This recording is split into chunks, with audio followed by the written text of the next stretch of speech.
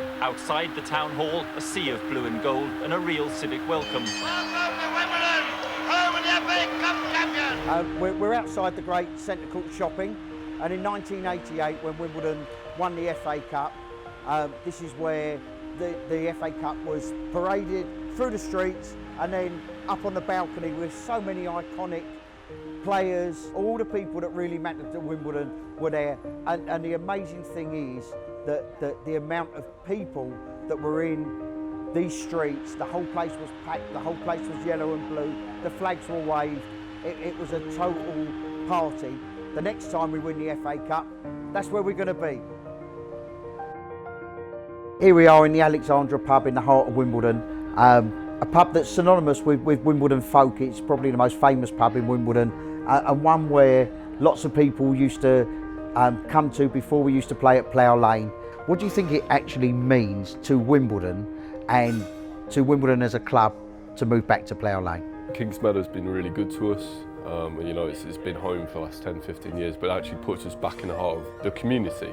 And obviously we do a lot in the community, working with schools and charities and hospitals and all that sort of stuff. So to actually have a club that the people of Wimbledon can actually go to, that's not a few stops on the train away, or not a little bit out of the way. And you know, football clubs are their community, so you need to be there.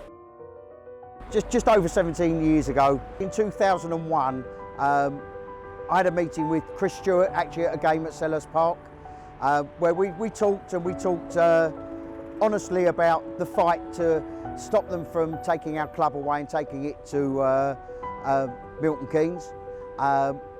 And during that conversation, I turned around to him and said, quite jollily, you know, never mind, if they win and they take the club away, we'll just start again. 2 weeks later, Chris phoned me up, and he didn't say anything else other than, you were serious, weren't you?